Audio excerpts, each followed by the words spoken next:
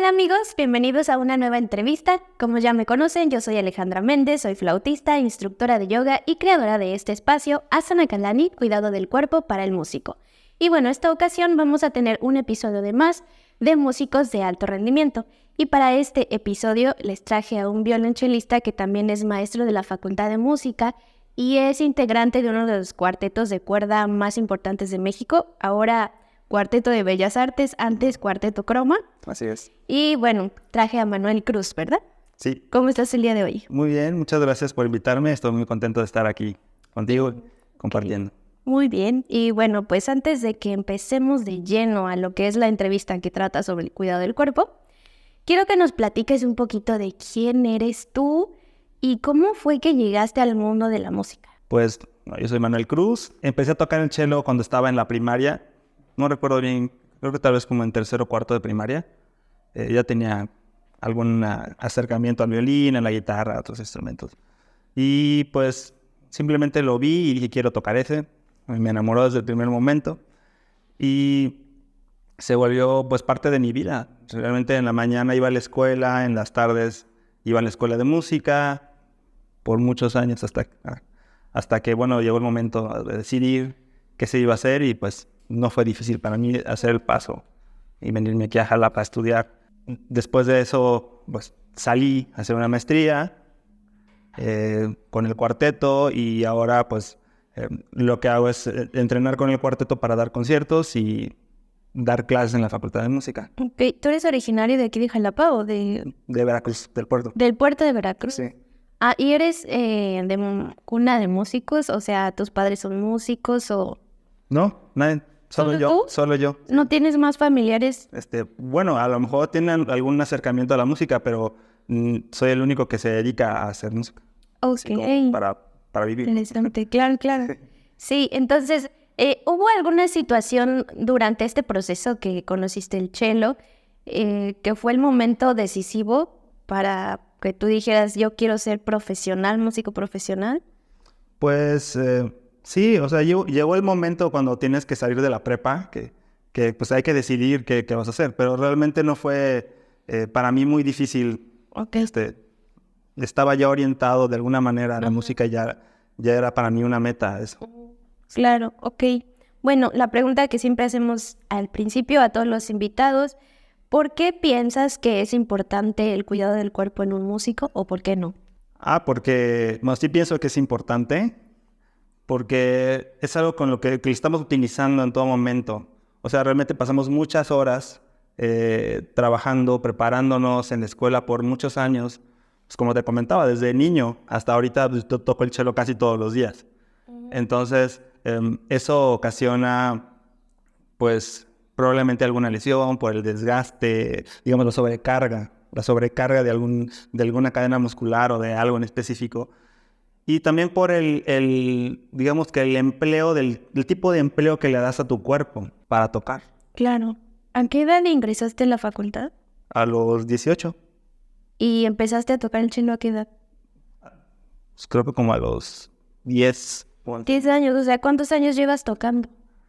Como 27. Ok, y es que bueno, te pregunto eso porque creo que muchas de las personas que están del otro lado, o sea, en el público, nunca tienen la conciencia de todo lo que implica una presentación de 2 minutos, de 3 minutos, ¿no? Entonces, incluso los mismos músicos, entre nosotros vamos a una presentación escénica y se nos olvida que el intérprete, a lo mejor por cuestiones de nervios o alguna situación familiar, a veces no da el mejor rendimiento y a lo primero que se te viene a la mente, ay, no se preparó bien, no estudió lo suficiente, ¿no? Entonces creo que reducimos mucho el trabajo a cosas que uno supone y no da por hecho todo el trabajo que hay detrás, ¿no?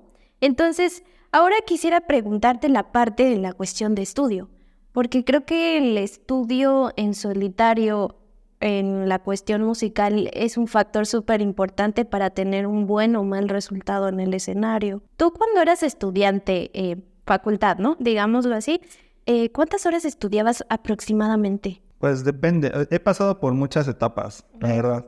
Pues ha habido ocasiones en las que algún tipo de compromiso me demanda hay más estudio y creo que más importante que el tiempo de estudio, porque a veces, bueno, obviamente sí es importante meterle un buen tiempo de estudio, pero si lo vemos desde el punto de vista de qué voy a hacer cuando estudie y de qué enfoque voy a tener para estudiar, qué planeación de mi estudio voy a tener, va de la mano de la conciencia de cómo aprendo, de cuánto tiempo me lleva a aprenderme esta destreza o interiorizar alguna cuestión cognitiva de los tiempos, de las medidas y luego los otros procesos que son inconscientes para tocar. Entonces, yo creo que el entrenamiento y la conciencia de todo eso tiene que ir de la mano con la planeación del estudio, porque si yo voy a estudiar 5 horas, nada más por estudiar 5 horas, porque es una meta y me lo dijo mi maestro, realmente puede que de esas 5 horas no esté aprovechándolas al completo. Y si tengo algún tipo de mala postura, o un latigazo en el cuello, o el empleo de algún dedo, por ejemplo, y que no caiga de una manera relajada o que caiga con tensión o muy estirado, pues te vas a lastimar. Y si lo haces por 5 horas, te vas a lastimar. Y si sigues trabajando así por muchos años, vas a tener pues una repercusión en tu salud física. Uh-huh. Y ya no hablemos de la salud mental, porque si vas sin una dirección, lo más seguro es que te frustres, o que procrastines, o que realmente te sientas fuera del control de tu avance. Entonces, sí puedes estudiar 5 horas lo óptimo, si estaría bien, ¿no? Claro, pero si estudias 3 horas bien estudiadas y si dices, oye, sabes que en la tarde tengo X cosa por hacer, entonces voy a planear esta hora de estudio, te haces una meta para esa hora de estudio, de 2, 3 cositas que quieras ver. A veces es mejor que sentarse y nada más querer meterle horas al estudio. Claro. Entonces, bueno, sí he pasado por muchas etapas, pero creo que cuando era estudiante en la licenciatura no había desarrollado todavía esta conciencia, ¿no? Y esta dirección hacia mi atención cuando estudio. Y engloba varios parámetros, no solamente lo que voy a hacer aquí en cuanto a lo técnico, sino cómo entiendo yo la música. Claro, ¿no? Es que también tiene que ver mucho en cuánto repertorio estás preparando. O sea, por ejemplo, ahora que estás en el cuarteto y antes estabas también en la orquesta de música popular, ¿no? Y de repente salen cosas. Ahora que ya eres profesional y tienes como muchas cosas que hacer, ¿cómo administras el tiempo de estudio? Pues básicamente estudio cuando tengo la oportunidad de hacerlo y desde esas oportunidades hay que propiciarlas.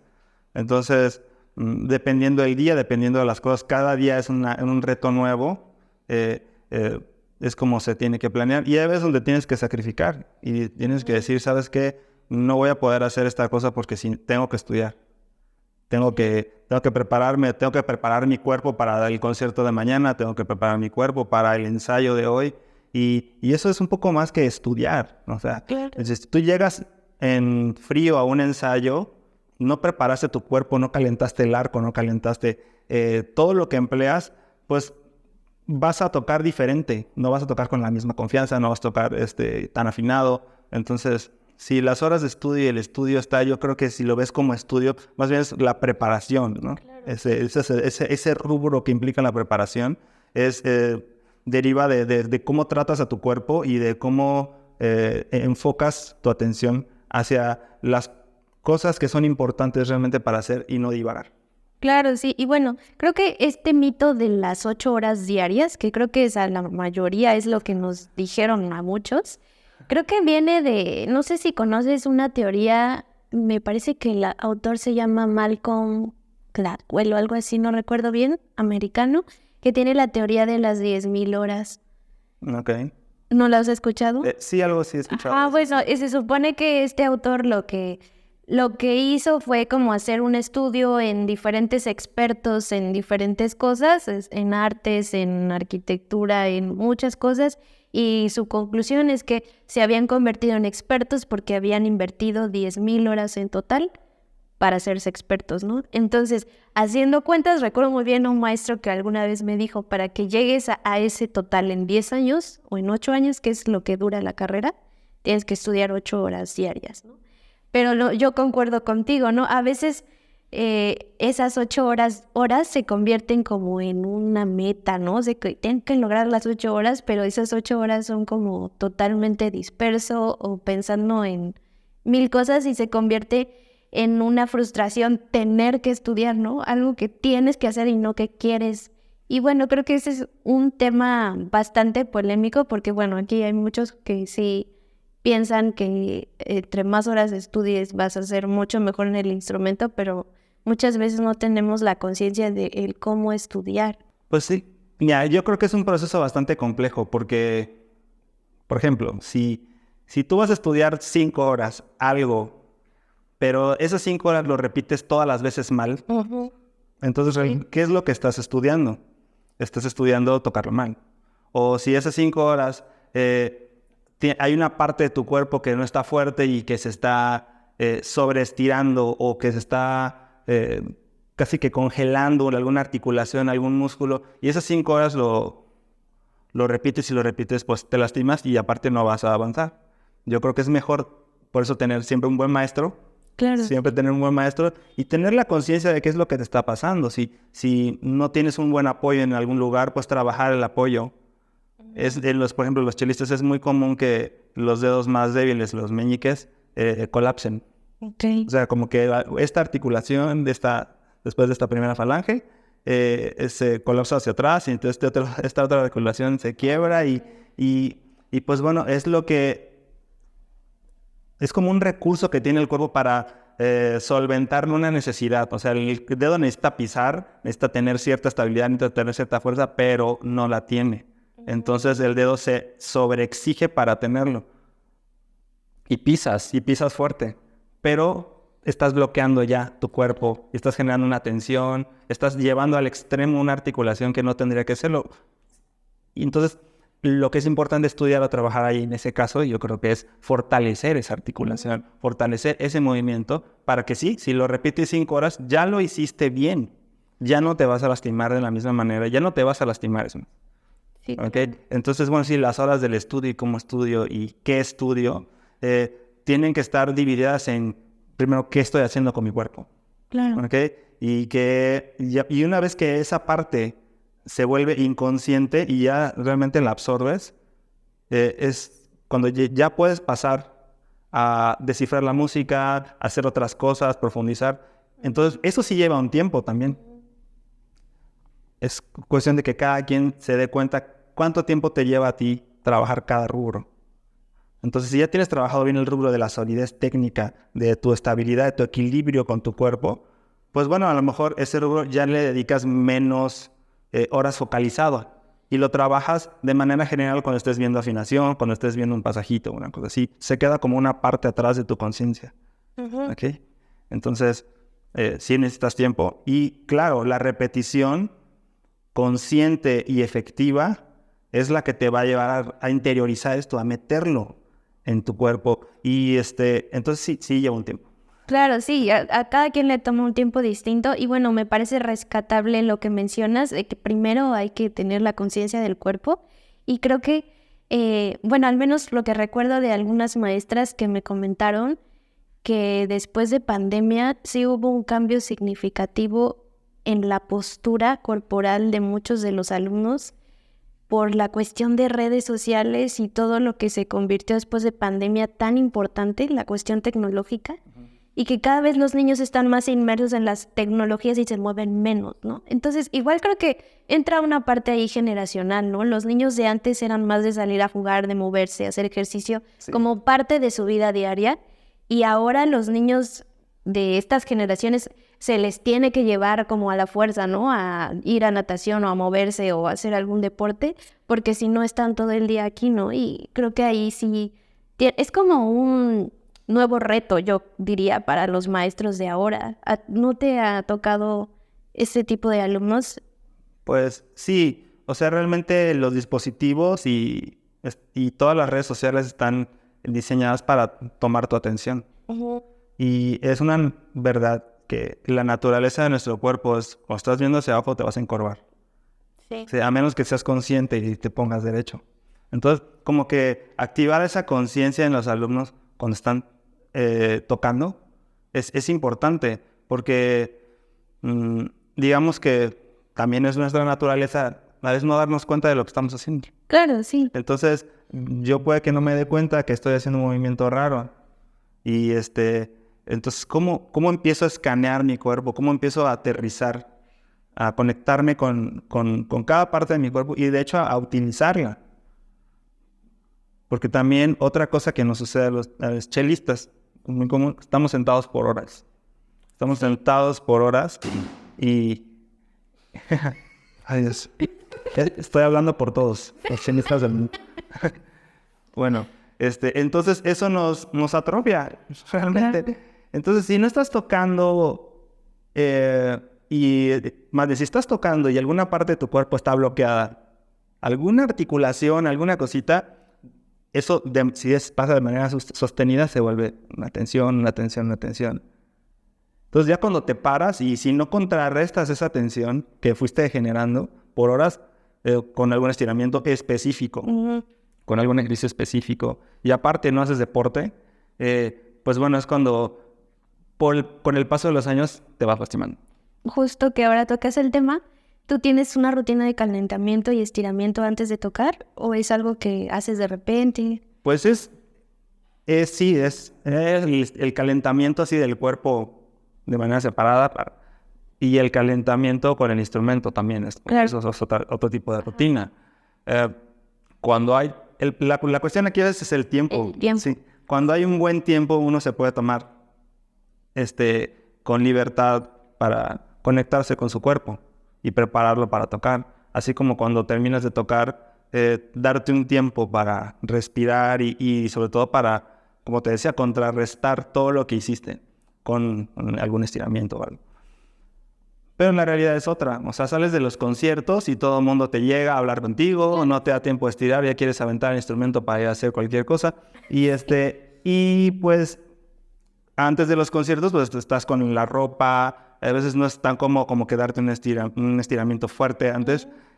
Pero encontrar los momentos, sobre todo, por ejemplo, en la mañana o al mediodía y en la noche, o de preferencia las 3 veces para moverte de alguna manera y que puedas solventar todas las necesidades que tiene tu cuerpo derivado de trabajar. Ok, bueno, ya más personalmente quisiera preguntarte, esta cuestión de calentamiento fuera del instrumento, ¿cómo es o en qué músculos tú enfocas más tu calentamiento? Porque bueno, yo sé lo que haría siendo flautista, ¿no? Porque eso es lo que implica la flauta, pero ¿qué implica en cello, no? Pues la cadena muscular desde la espalda hasta las manos. Ok. O sea, los pectorales también un poco, pero la espalda es importantísima porque de ahí viene todo y todo lo que ocupas bien nace ahí en la espalda. Entonces, hay veces que estás lastimado de algún músculo por acá, pero te duele acá. Claro, sí. O al revés. Y normalmente cuando uno no tiene el conocimiento tan profundo que se necesita para entender el cuerpo y todas estas cosas, por eso hay profesionales. Uno piensa, me duele la mano, me la voy a tallar, error, ¿no? En vez de ver que el problema, a lo mejor que tenías ahí algo movido y necesitabas un ajuste con un quiropráctico o algo así, ¿no? Entonces, pues sí, estirarse, calentar, moverse, importantísimo, pero también no agredir al instrumento como primera acercamiento a él en el día. Entrarle despacito, digamos que no muy fuerte, no muy rápido, porque si llevas a tu cuerpo a una velocidad muy rápida en poco tiempo, también lo lastimas. Sí, claro, y eso en actividades en general, ¿no? O sea, es como si te paras de la cama y te pusieras a correr como loco de la nada, ¿no? O sea, obviamente algo le va a pasar al cuerpo, ¿no? En cualquier circunstancia. Justo también, yo soy instructora de yoga y yo es lo que les digo siempre a mis alumnos, la mayoría de las cosas que te lesionan son los movimientos abruptos que hacemos, ¿no? Que a muchos les pasa cuando van a una práctica de yoga que se cansan y lo primero que hacen es colapsarse y tirarse al suelo, ¿no? Realmente eso es lo que hace que desalinees las posturas, ¿no? Y bueno, ahora hablando un poquito de actividad física, ¿haces ejercicio diariamente? O bueno, ¿parte de tu vida diaria haces ejercicio? Pues también he pasado por muchas etapas Okay. y normalmente es fácil que la rutina nos caiga encima. Claro, sí. Y bueno, sí es importante hacer ejercicio, sobre todo para tener una salud mental equilibrada y en todos los aspectos. O sea, el ejercicio tiene que ir de la mano de todo lo que hagamos, ¿no? Y bueno, el ejercicio y el ejercicio dirigido a lo que haces también. Ajá. Ok, son como dos cosas. Es muy importante también porque puede que corras muchísimo Sí. y puede que corras kilómetros y tengas un rendimiento tremendo, pero si solo corres y tocas el violín, indudablemente va a haber algo que te está faltando. Ujú. Por supuesto. Y bueno, ¿qué ejercicio haces tú? Pues yo hago estiramientos y no voy al gimnasio, o sea, simplemente en la casa algo, lo que he aprendido, también he ido al gimnasio y de muchas cosas, pero realmente no tengo así como que un ejercicio fuerte, así que me exija muchísimo. Claro, claro. Sí. ¿Y crees que haya algún ejercicio Que debería tenerlo tal vez, probablemente. quizás, ¿no? Sí. Bueno, igual se dice que pasados algunos años es necesario incorporar Claro, la claro, fortaleza muscular, sí. porque es lo primero que se nos empieza a ir, ¿no? Sí. Y justo lo que platicábamos con un fisioterapeuta, los músicos deberíamos de tener una buena fuerza corporal, sobre todo en la espalda, todos, Claro. todos. Sí lo he notado con mis colegas del grupo, que, por ejemplo, uno va al gimnasio y eso como que muchas personas dirían, ¿cómo es que vas al gimnasio y eres músico, te vas a lastimar? Y para nada, o sea, él está muy bien, él no perdió velocidad y nada, y yo lo veo muy bien, muy enfocado también. Claro, ok, bueno, ahora quisiera preguntarte, pasemos a la parte de las lesiones. ¿Tú por qué piensas que las lesiones siguen siendo tabú dentro del medio musical? Porque tardan en hacerse. Ok, No sé si como que ya me lesioné rápido ahorita, ¿no? Normalmente cuando ya te llega la lesión es que llevas un tiempo haciendo algo o no haciendo algo. sí, ok. Entonces, también se acostumbra la gente a estar lastimado. Y pues no hablas de ello porque ya es parte de tu vida. Estás acostumbrado a tener ese dolorcito, a tener como que esa falta de movilidad o alguna cosa que te moleste, ¿no? Por otro lado, porque cuando te lesionas es porque normalmente no estás haciendo algo. No te estás cuidando. No te estás cuidando. Bueno, a veces te vas a lesionar aunque te cuides, ¿no? Pero Así es. pero muchas veces no, y pues tampoco es como muy bonito de hablar de, oye, no me estoy cuidando, no tengo una lesión, ¿no? Yo creo, o sea, entonces, eh, pero están ahí, ya todos nos pasan y creo que es importante hacerles caso de manera pronta y con un profesional.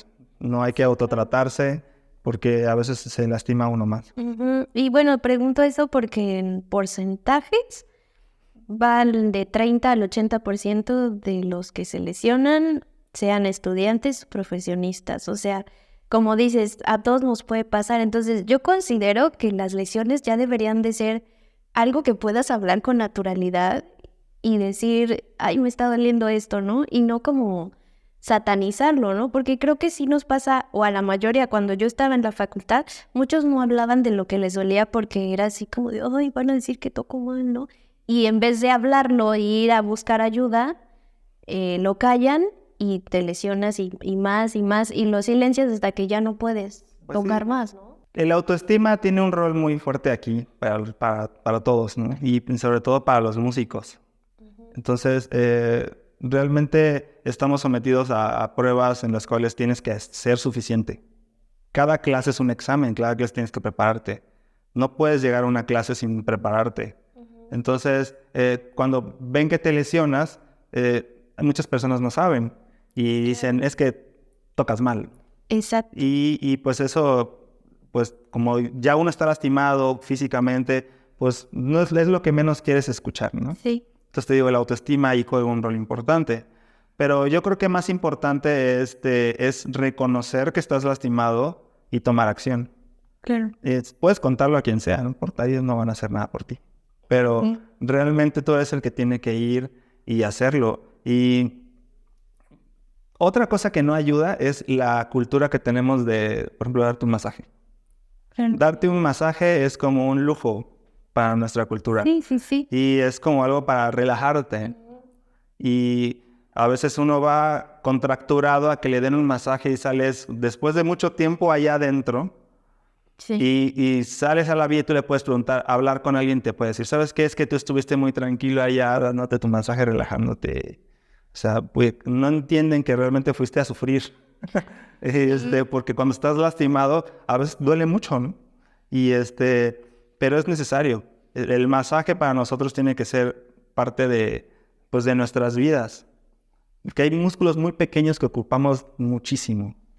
Los músculos que ocupamos para hacer la pronación, para elevar nuestros brazos. En toda esa cadena hay músculos muy pequeños que a veces están mucho tiempo estirados o mucho tiempo trabajando de alguna manera. Y que si no les damos el tratamiento que requieren, un tratamiento con un fisio, pues también vas a tener incomodidades que pueden eventualmente darte una lesión o algo crónico. Claro, bueno, me hiciste acordar de un amigo que hizo apenas su maestría en China y me contaba que allá es como muy normal ir a dar el concierto y ya después que terminaban decían, ay, pues vamos a darnos un masaje. O sea, yo decía, wow, ¿te imaginas que aquí en México en vez de ir por chelas te fueras por masajes? Sería Genial. totalmente diferente, ¿no?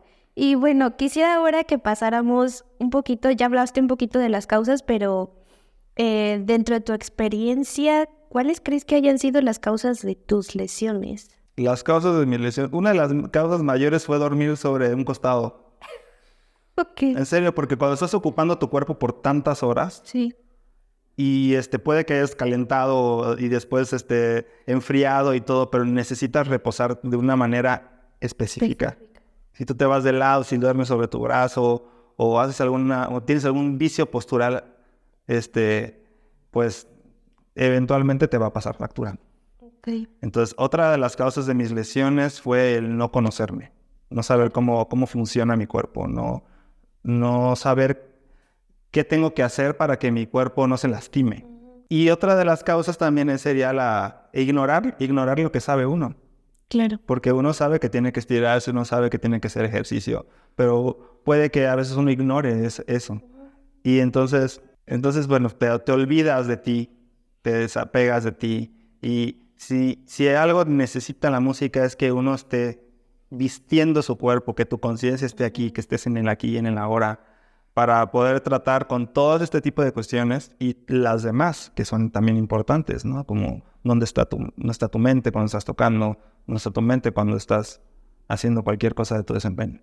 Claro, y bueno, creo que también es importante hablar que dentro de las causas siempre hay que tener un buen guía, o sea, me refiero a un buen maestro, ¿no? Porque es el que te puede decir, porque te está viendo de fuera si tienes una mala postura o si estás haciendo repeticiones equivocadas. ¿En ti influyó de alguna manera la parte pedagógica de manera positiva o negativa en la cuestión de las lesiones? Pues claro que influyó, bueno, ser maestro y aparte estar en contacto con mis maestros, ¿no? Yo creo que tener una buena guía sí es importante. Sí es importante, sobre todo cuando no tienes mucho donde agarrarte. Sí. Estamos viendo aquí los chicos que llegan a la licenciatura. Aquí en Jalapa es una ciudad pequeña, está la orquesta, pero tú no ves a chelistas conviviendo por todos lados y dándose clases y realmente tienen muchos el acceso a un maestro y a veces no vienen de manera de tanto como quisiéramos maestros de fuera para dar clases. Y es lo que estamos buscando, que sí vengan y los hemos traído, pero pues no es algo que pase cada semana, por ejemplo. Sí, claro. Entonces, los chicos ven a la figura del maestro como efectivamente un guía. Entonces, el maestro también tiene que tener la capacidad de compartirles y entender en qué punto de su perceptividad están ellos para que les funcione. Les funcione. Entonces, digamos que en el tiempo que estuve haciendo la licenciatura y un poco después, como no estaba lastimado, para mí no había ningún problema. Según yo no estaba lastimado, ¿no? Pero cuando ya empecé a tener síntomas de estar lastimado fue cuando recuerdo que empecé a hacer cosas raras y no tenía maestro. Empezaba a hacer cosas raras al tocar. Y bueno, pues ya cuando regresé a tomar clases de manera formal con una maestra y que esta maestra, aparte que toca muy bien, tiene una manera de decir las cosas que a mí me funcionó bastante. Fue que empecé a cultivar esta conciencia por mi cuerpo que creo que es importante que desde el inicio todos tengan. Claro, claro. Y bueno, es que me parece rescatable de que decir que no es una cuestión de que estuviste con un solo maestro en la eternidad, ¿no? O sea, siempre probaste con diferentes opiniones, ¿no? Siempre, siempre.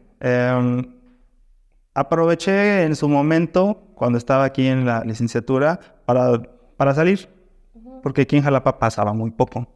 Y pues en la Ciudad de México tan siquiera te acercas y hay muchísimos más músicos, hay cursos, hay festivales, cosas, de manera frecuente.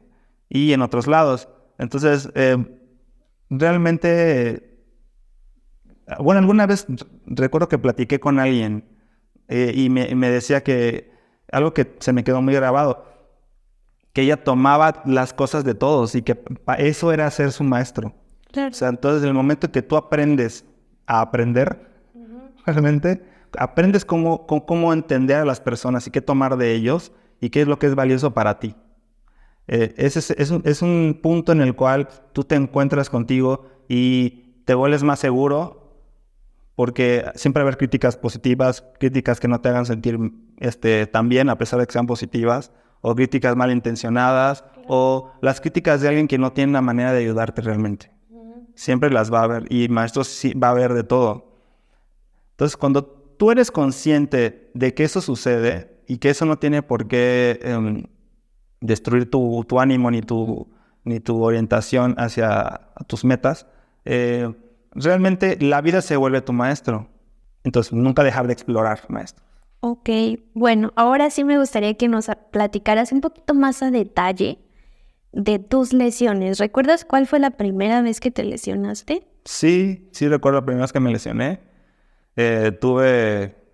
Bueno, estaba todo desalineado de la espalda, tenía aquí inflamado. Todo empezó con un dolor en el cuello. Ok. Y ese dolor pues cada vez se volvió más fuerte, se me fue hasta la cintura, el brazo, la cabeza. Y yo no sabía qué tenía, y yo estaba, pues, de haber tenido como 21 años. 22 años tenía. ¿En la facultad? No, ya había salido, tenía 22. Okay. O fue poco después de que salí.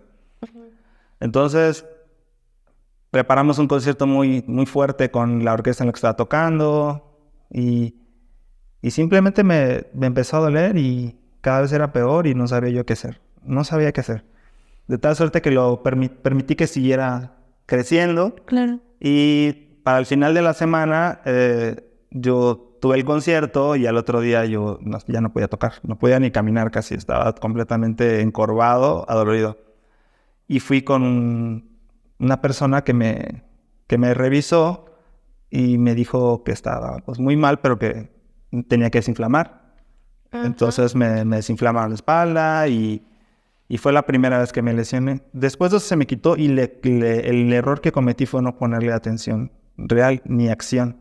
Okay. Pasó por completo y no me volvió a pasar por mucho tiempo hasta que tenía 30 años. Oye, y antes, bueno, en esta primera lesión, durante ese lapso en que te dolía la espalda, ¿no usabas fármacos o algo así como para poder seguir tocando a pesar del dolor? Pues en esa semana sí. O sea, me dieron fármacos para desinflamar y para el dolor. Pero no eran suficientes. O sea, realmente la cosa necesitaba otro tipo de tratamiento. O sea, el dolor era muy intenso. Sí, es que aparte estaba todo contracturado y necesitaba descansar de esa actividad física que era tocar. O sea, no podía tocar y yo seguí tocando. Pues. Claro. ¿Y cómo tenía que ser otro tipo de actividad física. ¿Cómo es que te desinflamaron? O sea, ¿fue con masaje? No, o sea, no me puso algo muy caliente. ¿Y con eso? Ajá. Y estiramientos. Fue una sola vez. Okay. Y estiramientos. Pero aparte tomé fármacos. Claro, sí. Pero no me masajeó, no nada. Como no te rehabilitaron ni no, nada. Es lo que digo que es donde yo siento que cometí el error. Okay. Porque seguí tocando de esa manera por muchos años. Y como ya mi cuerpo se fortaleció, que también es importante, mi cuerpo estaba más fortalecido, me metí al gimnasio, hice varias cosas, claro. Pues la lesión se quedó así como que en el olvido. Uh-huh. Pero punto que te sales del gimnasio y de pronto tienes mucho trabajo, fuimos a hacer la maestría. Sí. Y regresó ahí. en la maestría. La misma lesión, en el mismo lugar, de la misma manera. Y ahí sí tuve que ir con un fisioterapeuta a que me ayudara. Y fui varias veces. Y fue cuando sí dije, esto no puede seguir pasando. Claro. No puede seguir pasando. ¿Y en el fisio qué tipo de tratamiento te hicieron? Pues esa vez me dio masaje, me dio ajuste quiropráctico. Claro. Y recuerdo que me mandó algo para ponerme así como unas pomadas. Y a eso lo hice un par de veces, como 3 veces lo hice. Y pasó. Además de que pues también me activé y me enseñó a hacer estiramientos y movimientos para hacer la vida un poco más tranquila como chelista. Y me recomendó administrar mi tiempo. Claro. O sea, de las 5 horas que estudiabas, pues, entonces estudias 3 horas seguidas y no descansas al menos 3 veces, bien descansado y enfriando un poco tu cuerpo, estirándolo. O sea, no es lo mismo a que las 3 horas seguidas sin parar, ¿no? Entonces también me dijo eso. Y sí funciona. Claro. ¿Y después de esta lesión ya no ha regresado o...? Sí, un poco. Regresó hace como 2 años. Ok. ¿Y siempre es en el mismos lugares? Es la misma lesión, sí. Okay. Es acá. Y bueno, también viene por un vicio postural que yo tengo. Yo tengo un vicio postural como estaba sentado ahorita, ¿no? Entonces eso es importante también saberlo, porque a veces tenemos vicios y que van más allá del tocar. Claro, sí. Entonces regreso, inmediatamente fui con fisioterapeuta, quiropráctico, y después de unas pocas sesiones, ya. Súper. Sí. Okay. Y ejercicio. Sí. Pero específicos, o sea, los que te enseña ahí, porque como te comentaba, puedes hacer cualquier otra cosa y no le estás dando al lugar que necesitas darle, o al contrario, le puedes estar lastimando más. Exactamente. Bueno, justo me haces recordar, yo tuve un esguince de tobillo hace unos cuantos meses y justamente yo estaba harta porque no me podía mover. Ahora, yo pregunto este tipo de cosas porque creo que las lesiones impactan de manera muy diferente a la gente que usa su cuerpo para su profesión, caso de los músicos, que en mi caso, por ejemplo, me lesioné el tobillo, ahora estoy dando clases de yoga y mi cuerpo se acostumbra a moverse. Entonces, el no moverte o el dejar de tocar se convierte en algo súper frustrante, ¿no? Porque no puedes hacer a lo que ya te habituaste en tu cabeza a hacer diariamente, ¿no? Entonces, justamente creo que saber con quién ir cuando estás lesionado va a decir si te tardas un año a lo mejor en recuperarte o te tardas 1 o 2 sesiones, ¿no? Y creo que aquí el tema es complicado porque hay muy pocos especialistas de la salud que estén como especificados a músicos o enfocados en músicos. ¿Tú tuviste acercamiento con gente que se especializa en músicos o fue más general? Pues de todo, pero recientemente voy con unas personas que tratan a muchos músicos. Ok. Entonces, a veces voy y me dicen, tienes aquí, mira, a los violinistas les sale acá. Algo, ¿no? O sea, ya empiezan a saber qué es lo que le pasa dependiendo de la actividad que realicemos. Entonces, eso a mí me hace sentir muy tranquilo porque pues ya más o menos tienen un conocimiento, un estudio de los mecanismos que yo uso. Entonces, no es difícil para ellos, bueno, de por sí son los profesionales, ¿no? Pero es muy fácil para ellos decirme, oye, estírate de esta manera, o es porque hiciste este movimiento a lo mejor así.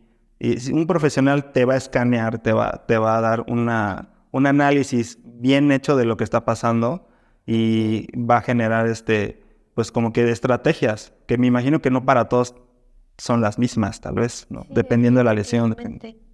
Bueno, ahora quisiera que nos contaras un poquito de la parte de salud mental y la gestión del estrés. ¿Cómo es que tú logras gestionar el estrés? Me refiero cuando tienes, pues no sé, en puerta un concierto muy importante o mucho trabajo. ¿Cómo gestionas el estrés en esas situaciones? Pues me ha pasado momentos feos y me han pasado momentos en los cuales he podido realmente estar regulado. Creo que son 2 escenarios. El escenario en el cual te pones ahí enfrente a tocar enfrente de las personas a tocar y el escenario de tu vida en la preparación y todo lo que gira alrededor de todo eso. ¿Ok? Entonces, lo que uno siempre está pensando es el temple que tengo que tener estando ahí. ¿Ok? Pero a veces más bien es muy fácil quitar la atención de todo lo que pasa alrededor. Entonces, te puedes enojar, si estar irritable, tienes un compromiso muy importante y algo sucede. Y pues, realmente, yo creo que las experiencias que he tenido en las cuales me ha pasado de todo, me han hecho darme cuenta que tienes que reconocer que no estás en un estado de tranquilidad. Sí. No es natural, La no es aceptación. natural estar muy, muy tranquilo a veces. Al contrario, tienes un compromiso importante. Es normal que sientas nervios, es normal que Sí. que tengas algún tipo de preocupación, es normal, ¿no? Entonces, aceptar que eso te pasa es el primer paso, es el primer cambio que hice. Claro. Porque así puedo aceptar, ok, tal vez sí estoy irritable, tal vez sí estoy, tal vez no me puedo concentrar tan bien, tal vez no puedo tomar buenas decisiones, pero yo creo que todo esto tiene que ir de la mano de un trabajo de autorregulación emocional general, que no solamente va en lo que haces, ¿no? En lo que haces como músico, sino cómo regulas tus emociones de manera general. Entonces ya cuando tienes metas y ya las ves desde lejos y ya pasaste por el proceso de lo que es poner un concierto, por eso es importante que en la licenciatura toquen conciertos, se gradúen dando conciertos, porque ya conoces el proceso. Entonces ese proceso te va a servir para escanearte cómo me sentí, cómo estuve, de qué manera administré mi tiempo, procrastiné, dónde tenía la cabeza todo este tiempo. Entonces va uno recolectando como la información de qué es lo que te pasó. Y cuando tengas otra vez el mismo proceso en el cual tienes que prepararte para una presentación, pues ya sepas, ok, a este punto de mi preparación tengo que sentirme tranquilo de solventar esta cosita. Claro. ¿Ok? Y si no me dio tiempo de solventarlo, ¿cómo lo compensé o de qué manera resolví? ¿Ok? Entonces ya vas preparando el camino para cada concierto basado en tus propias experiencias anteriores. Y bueno, yo nunca he tenido algún como episodio de que me haya paralizado para tocar. Pero sí he trabajado y he estado con colegas que les ha pasado. Y yo veo que es una situación bastante difícil. Es bastante difícil. Sí he tenido miedo, sí tengo miedo a veces. A veces de sentir uno que no estás tan bien preparado. Y eso se te mete, ¿no? Sí. Porque pues indudablemente pues uno piensa en lo que pudo haber hecho, ¿no? Pero también es importante olvidarse de eso cuando vas a tocar. Así ya al momento que vas a tocar, lo único que tienes que hacer es dejar tocar a tu cuerpo. Porque si estás pensando y tienes tu atención en cosas que no deberías, pues realmente te distraes, ¿no? Y todo eso afecta en el mood. Todo afecta en cómo te sientes. Bueno, me parece muy rescatable lo que mencionas porque creo que la gestión del estrés también se entrena, ¿no? Justo Sí, como claro. entrenas tu cuerpo, también hay que Claro. entrenar la mente para poder, pues, sobrellevar, ¿no? Estos niveles de ansiedad que, como dices, nos pueden llegar a paralizar si no estás habituado como a enfrentarte a esta presión, que es muy diferente ya estar habituado a enfrentar un público a hacerlo por primera o por segunda vez, ¿no? Y que esa primera vez a lo mejor sea algo súper importante, pues te come la ansiedad, ¿no? Entonces, creo que también se entrena, ¿no? Ahora No, como claro. mencionas. Yo siento que cada quien es diferente, pero hay cosas en las que podemos converger. Por ejemplo, hay una descarga de adrenalina, de sustancias que te hace sentir físicamente algo a veces. Se te acelera el corazón, sientes así como que algo en el pecho. Y pues bueno, es normal. Sí. Es una respuesta de nuestro cuerpo completamente normal. Cuando eso sucede por las primeras veces puede ser muy fuerte. Puede ser muy fuerte y si solamente te pasa ahí, es que a veces pasa ahí enfrente, no te pasa en otro momento. Sí. Entonces esa es la experiencia y derivado de esa primera experiencia es como tú puedes, bueno, pero antes de eso tienes que saber qué pasa, ¿no? Pero derivado de esa experiencia pues es como ya escaneas y te das cuenta de qué te pasó, qué hiciste, qué cambio en tu conducta hubo, qué estabas pensando. Y pues bueno, en mi caso, a veces cuando eso sucede, siento que el pensamiento se desprende de lo que tengo que hacer. O sea, estoy pensando en otra cosa, en que hasta pasó una mosquita, ¿no? Entonces, esa descarga de la te hace perder un poco el enfoque. Entonces, trabajar el enfoque es importante. O sea, aventar el celular en el estudio, preparar sesiones de estudio que se vuelvan pruebas y de tal suerte que el concierto ya lo hayas tocado antes del concierto. Hacer recitales previos a un concierto importante. Todo eso es parte de la preparación emocional también. Claro, sí. Y bueno, creo que también el tema salud mental está, como ya mencionamos, súper relacionado con la cuestión de pánico escénico. Porque, como dices, todos somos diferentes. A lo mejor para muchos sí nos va a ayudar a hacer presentaciones escénicas más seguido y sí nos va a ayudar a calmar la ansiedad. Pero habrá gente que no, que va a necesitar una terapia psicológica para poder enfrentar los niveles de gestión, de estrés, de ansiedad, el gestión de emociones. ¿En tu vida musical nunca has requerido de terapia psicológica? No, pues yo creo que todos. Sí. Pero sí, o sea, sí he ido sí voy a terapia, pero es por eso que te decía hace rato que tiene que ver un poco de cómo gestionas tú de manera general tus emociones, ¿no? Realmente si montar un concierto para ti se vuelve un acto de sobrevivir, Ajá. o si montar un concierto para ti se vuelve un reto, en el cual no estás sobreviviendo, estás solventando un reto. Claro. Ese enfoque puede determinar todo el camino, una diferencia en todo el camino. Entonces, es muy común que montar un concierto sea un acto de supervivencia. Y estemos estresados, estemos con miedo y estemos, pues no tan encantados de la idea, ¿no? Sobre todo en las primeras veces. Y entonces, entre más conciertos das, pues eso se va calmando. Pues imagínate, tienes un recital de titulación, pues mejor da una prueba antes o dos. Claro. Apréndete el repertorio un poco antes y pruébalo. Te va a servir para montar mejor el repertorio, tener la experiencia de haberlo tocado. Indudablemente. Y te va a servir para calmar el temple y para tener serenidad en las siguientes. E indudablemente, aunque hagas 2, 3 pruebas, te vas a parar ahí enfrente y te van a dar nervios. Claro. Pero ya los vas a manejar de otra manera porque eso ya lo viviste 2 veces antes, por ejemplo. Entonces, yo creo que esa preparación emocional, esa conciencia de que existe uno como un ser que se conmueve y que se estresa y que tiene todas estas cosas que no son malas, realmente sirve para que puedas saber qué hacer, ¿no? Y que te entiendas y te aceptes.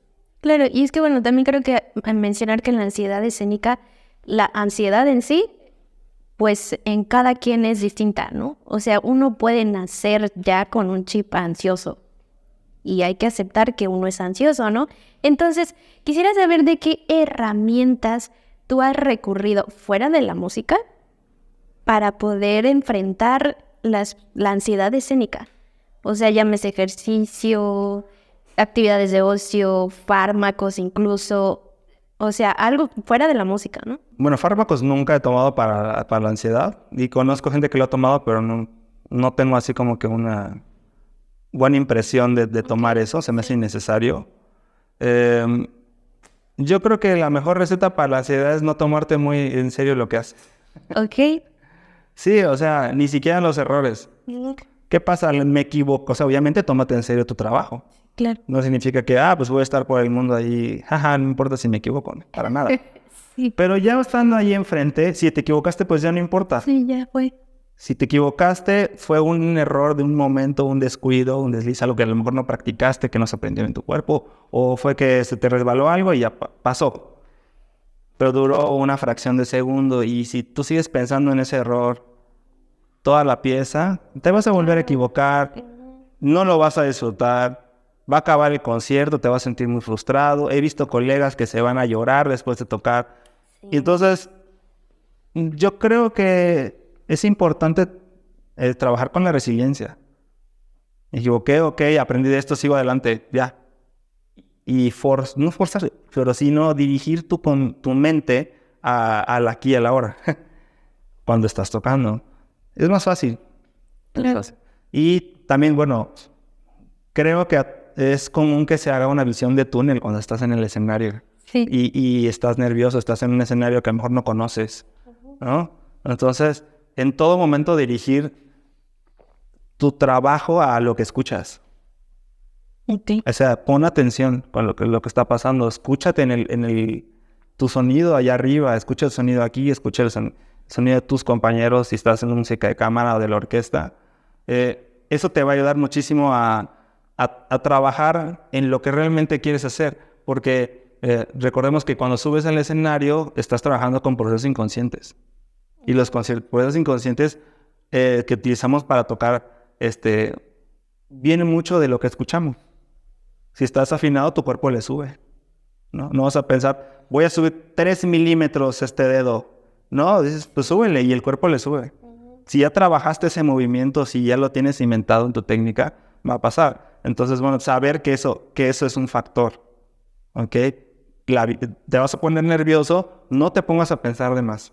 Trabaja con tu cuerpo y siéntete seguro de lo que eres, del trabajo que tienes, técnico, que te va a soportar todos los ajustes que tengas que hacer. Ok, y bueno, agregarle también que a veces esta parte de las relaciones personales también tienen mucho que ver en los resultados musicales. Por ejemplo, tú que tocas en cuarteto desde hace ya ¿cuántos años?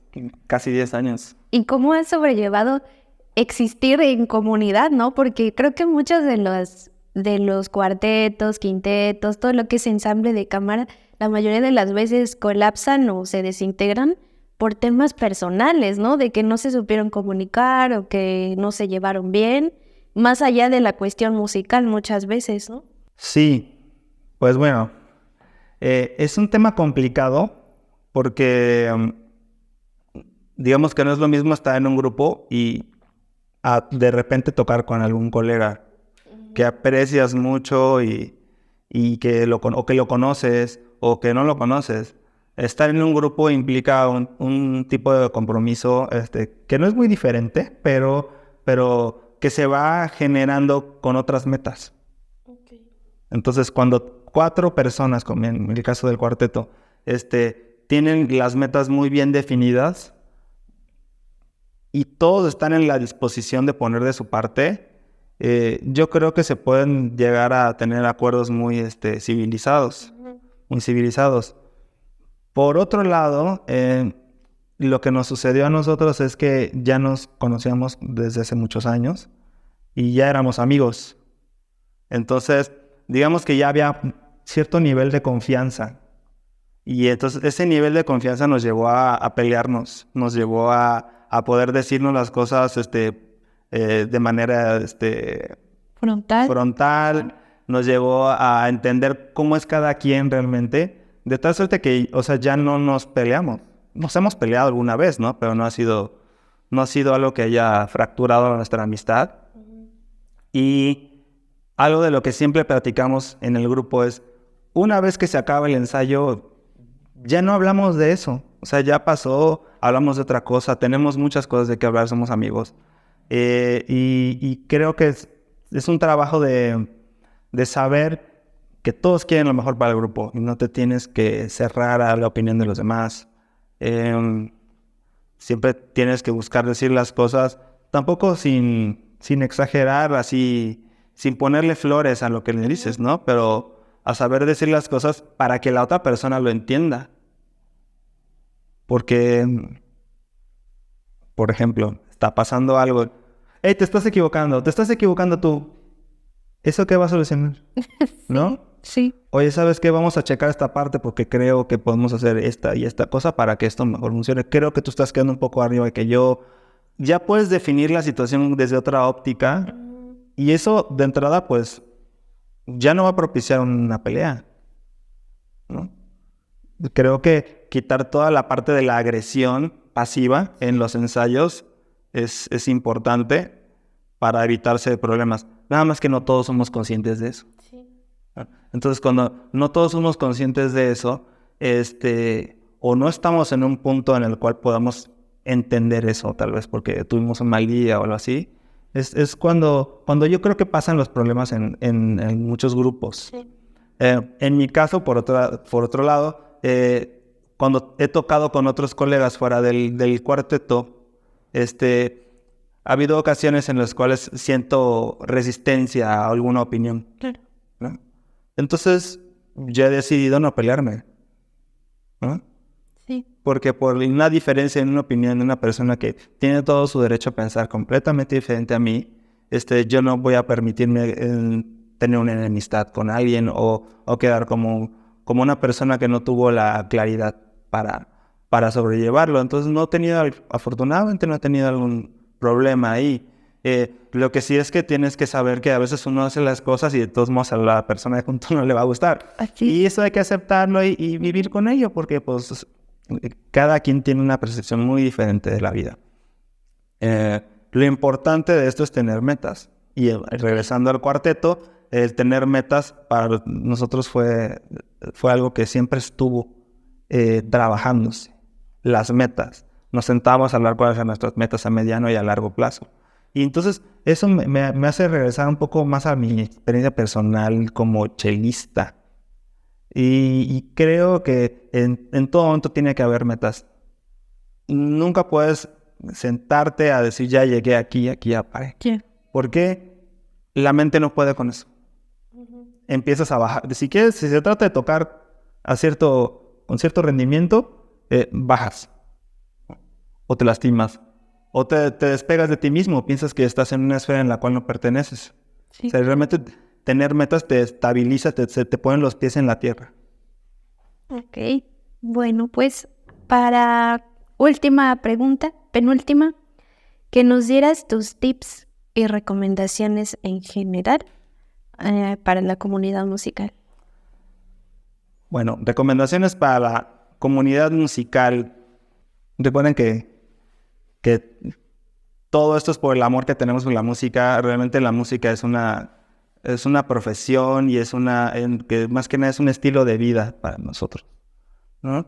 Y que es importante conocernos, saber cómo reaccionamos a todas las cosas que nos pueden suceder o cómo reaccionar a las cosas. Saber cómo reaccionar a las cosas que nos pueden suceder en el camino que estamos trabajando. Si tienes alguna lesión, aceptarlo e ir a atenderte. Si quieres evitar una lesión, aceptarlo y hacer algo. Si quieres tener un empleo, tomar acción directa sobre eso. Algo que yo no recomiendo es tirarse en el sofá. Y llorar. Y llorar, sí. O sea, realmente el tiempo de reflexión es importante, pero creo que el tiempo de acción también lo es. Sí. Y si no tomas acción en las cosas que son importantes para ti, te vas a estresar, te va a dar ansiedad, te vas a dar miedo cuando estés allá arriba del escenario. Entonces, aprende de lo que sientes. Si ya te pasó que te sentiste de cierta manera en tal concierto, aprende de ello y prepárate para que eso lo puedas trabajar y que probablemente no vuelva a suceder tal vez de la misma manera o no vuelva a suceder para nada. Ok. Bueno, última pregunta. Recomiéndanos un libro, una película o algo de ocio. Algo de ocio. Tirarse en el sofá. Ok, algo de eso. Pues básicamente puede ser lo que sea.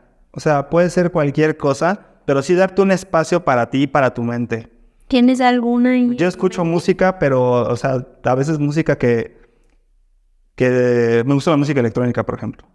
Y entonces voy en mi carro, me pongo los audífonos, escucho música electrónica y me voy. Así, realmente música en la que no le tengo que poner el tipo de atención más bien que lleva la música que trabajo, que toco.